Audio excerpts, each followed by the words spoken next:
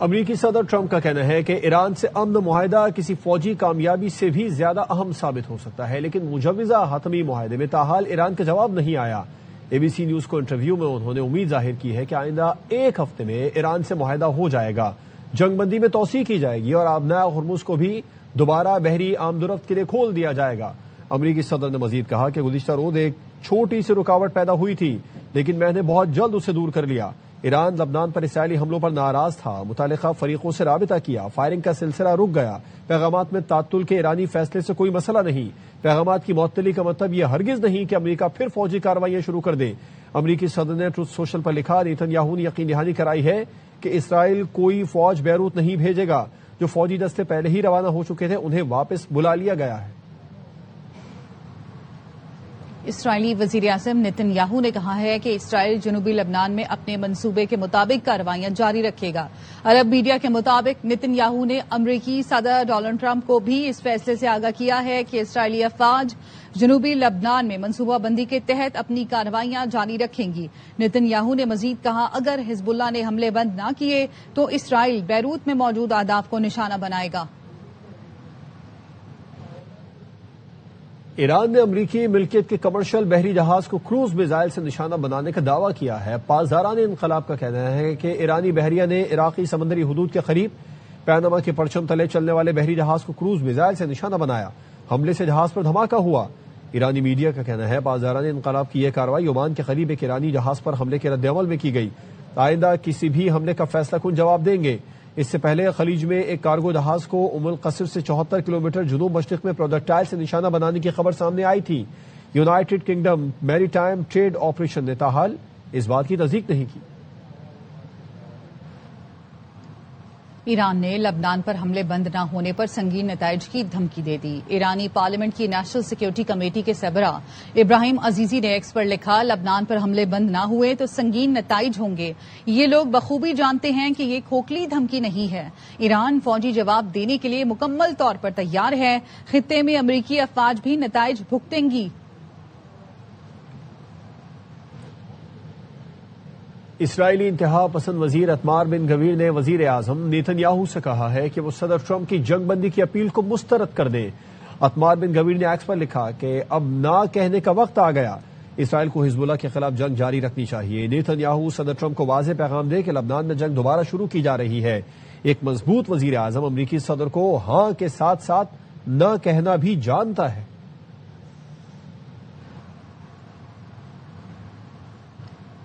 اسرائیلی خفیہ agency Mossad کے نئے سربراہ میجر جنرل رومن گوفمین کے تقرر پر اختلاف ہو گیا۔ اسرائیل کے بین الاقوامی امور ڈویژن کے سربراہ عہدے سے مستعفی ہو گئے۔ موساد کے نئے سربراہ نیتن یاہو کے قریبی دوست ہیں۔ مزید اعلی عہدیداروں کے استعفوں کا بھی امکان ہے۔ نیتن یاہو کے حمایت یافتہ گوفمین کے تقرر کو خفیہ ادارے کی اعلی قیادت میں بڑی تبدیلی کا آغاز قرار دیا جا رہا ہے۔ اقوام متحدہ کی سلامتی کونسل نے لبنان میں اسرائیلی فوج کی پیش قدمی پر تشویش کا اظہار کیا ہے۔ فرانس کے نمائندے جیروم یونافون نے ہنگامی اجلاس میں کہا ہے کہ لبنان میں اسرائیلی فوجی کارروائیوں کی وسعت اور تسلسل کا کوئی جواز نہیں۔ خبریں اور بھی ہیں لیکن یہاں وقت ہوا ہے ایک بریک کا۔ ہمارے ساتھ رہیے۔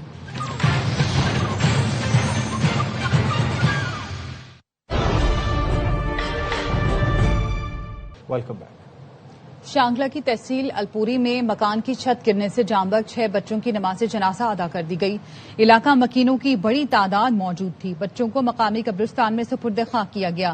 جاں بحق بچوں میں 4 بچے اور 2 بچے شامل ہیں جن کی عمریں 5 سے 14 سال کے درمیان تھی۔ ریسکیو حکام کا کہنا ہے ملبے سے ایک بچی کو زندہ نکالا گیا۔ بارش سے کمزور چھت رات اچانک گر گئی تھی۔ پولیس کی ملزمہ انمول اور پنکی کے سہولت کاروں کی سیشن عدالت میں ضمانت روکنے کی بھرپور کوشش۔ پولیس نے ملزمہ پنکی، ذیشان الرحمان، سہیل الرحمان کے خلاف دستاویزی ثبوت جمع کرا دیے۔ ملزمہ ذیشان اور سہیل کے خلاف 500 سے زائد صفحات پر مشتمل دستاویزی ثبوت جمع کرائے گئے ہیں۔ رپورٹ میں کہا گیا ہے کہ ملزمان ذیشان الرحمان اور سہیل الرحمان ایزی روڈ کی شاپ چلاتے ہیں۔ ملزمان انمول اور پنکی کے ساتھ مل کر منشیات سپلائی اور رقم کی ٹرانزیکشن میں ملوث ہیں۔ پولیس نے ملزمہ اور ساتھیوں کی کال ریکارڈنگ اور وائس نوٹ کی تفصیلات بھی جمع کرا دی۔ پولیس کا کہنا ہے کہ ملزمان ذیشان اور سہیل الرحمان کی ضمانت مسترد کی جائے۔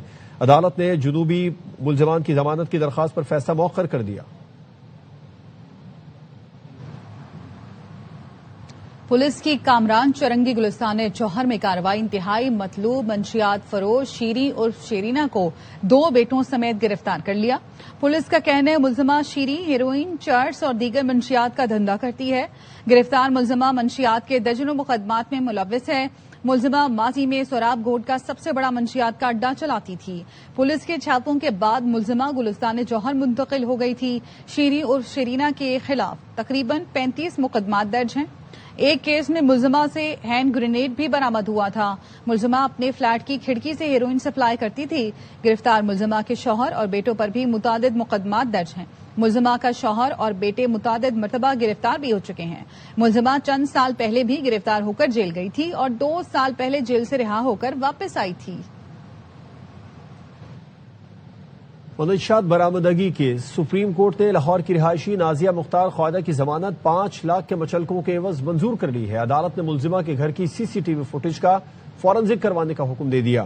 وکیل احسن بھون نے کہا کہ فوٹیج میں واضح دیکھا جا سکتا ہے کہ ANF اہلکار منشیات لے کر گھر آتا ہے۔ منشیات گھر میں رکھ کر جھوٹا کیس بنایا گیا۔ فوٹیج میں نظر آنے والا اہلکار کمرہ عدالت میں موجود ہے۔ ANF اہلکار نے فوٹیج میں موجودگی کی تردید کر دی۔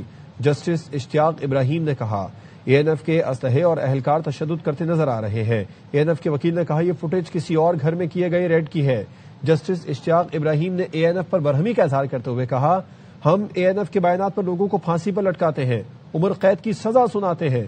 خدا کا خوف کریں، کمرہ عدالت میں جھوٹ نہ بولیں۔